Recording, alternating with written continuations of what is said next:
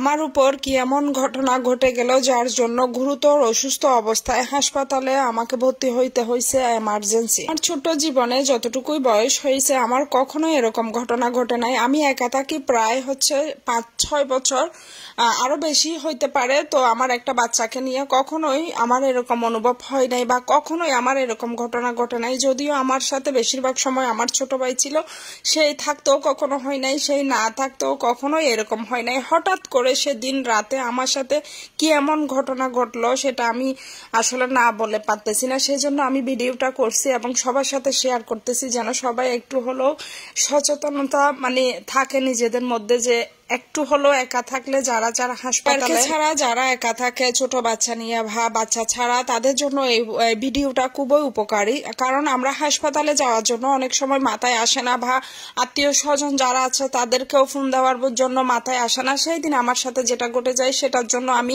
কখনোই প্রস্তুত ছিলাম না। তারপরও আমার মাথার ভিতরে এইটুকু ছিল যে আমি কাউকে ফোন করতে হবে, বা আমি যখন নিঃশ্বাস বন্ধ হয়ে যাচ্ছে বা আমার যখন একদম নিঃশ্বাস নিতে খুবই কষ্ট হচ্ছে, তখনও কিন্তু আমি বারবার করে আমার ছেলেকে যে পাশে আছে তাকে ডাকবো, সেইটুকু সেন্স আমার ভিতরে নাই। তারপরও আমি মোবাইল টেনে নিয়ে বারবার করে ট্রাই করতেছি পরিবারের কাউকে ফোন করা যায় কিনা। এরকম করতে করতে আমার 3টা থেকে রাত প্রায় সকাল 7টা হয়ে যায়। আমার অবস্থা আরো গুরুতর হইতেই থাকে। এরকম হইতে হইতে একটা সময় আমার আমি মনে হয় আর বাঁচবো না, এবং আমার এটাই আমার লাস্ট টাইম, এটাই আমার শেষ সময়।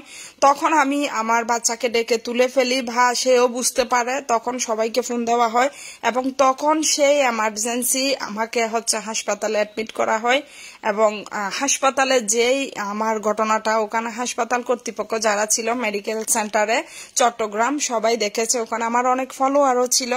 যেটা টাইলসের উপরে আমি পুরাটাই সেন্সলেস অবস্থায় গড়কি দিয়ে একদম শেষ। যেটা এতটা পেইন, এতটা ব্যথা আমি আসলে বলতে পারবো না।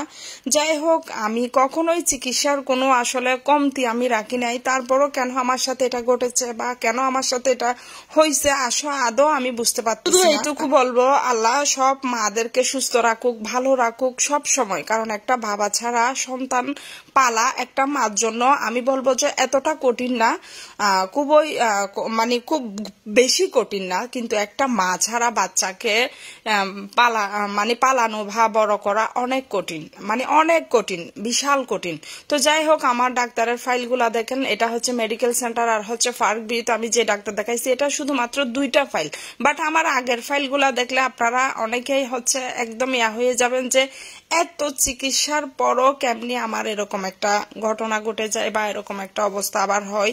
আসলে কি বলবো, আমার এক এক করে ডাক্তারি ফাইল আর কি আমি শেয়ার করতেছি বা দেখাচ্ছি। এক একটা রোগ হয়েছে বলে বা হয়েছে বা কোনো ডাক্তার বললেই মাত্র কিন্তু আমি যে টেস্ট দিছে সেই টেস্ট করাইছি, যখন যত দামি হোক, যত কম দামি হোক, যখন যেভাবে। তারপরেও যদি আসলে এরকম ঘটনা, এরকম সিচুয়েশন আমাদের চোখের সামনে বা আমাকে ফেস করতে হয়, আসলে এটা ভাগ্যের উপর ছাড়া আমি বলবো না কিছুই করার। কারণ কোথায় যাব আমরা ডাক্তারের শরণাপন্ন হয়ে সুস্থ হইলে সেখানে যা করে, যা বলে সব করি। তারপরেও যদি শরীরে কোনো শান্তি বা স্বস্তি না পাই এবং রাতে যদি হয় নিঃশ্বাস বন্ধ হয়ে যায় বা নিঃশ্বাস নিতে প্রচুর কষ্ট হয়, বা আসলে কি বলবো, কলিজাটা একদম ছিঁড়ে যায় বা কলিজাটা কেউ যেন টেনে বের করে ফেলতেছে, ওরকম অবস্থা হয়, তখন কি করব আমি জানি না। তবে আমি একটাই সবার জন্য, যারা একা থাকেন, যারা বাচ্চা নিয়ে থাকেন বা ফ্যামিলিতে আপনি আর 2জন বা 3জন কেউ কাউকে হেল্প করার মতো থাকে না, তাদের জন্য বলবো যে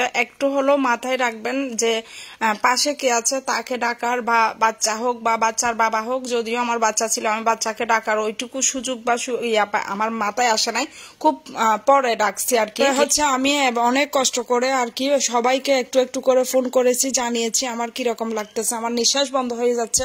পরবর্তীতে আমার বোন এসে আমাকে অনেক টাইম, তারাও খুব দ্রুত আসতে চেষ্টা করেছে। তারপরও আমি অনেক টাইম পর্যন্ত কিন্তু নিঃশ্বাস আল্লাহ রাখতে বলে হয়তো বা আসি।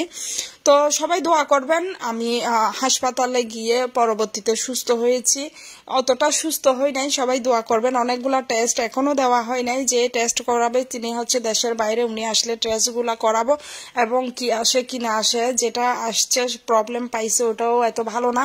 তো সবাই সবাই একটু দোয়া করবেন যেন সুস্থতার সাথে আপনাদের কাছে থাকতে পারি। আমার বাচ্চাটার জন্য যেন আল্লাহ তাআলা আমাকে একটু হলেও বাঁচিয়ে রাখে, যে একটু হলেও সুস্থ রাখে।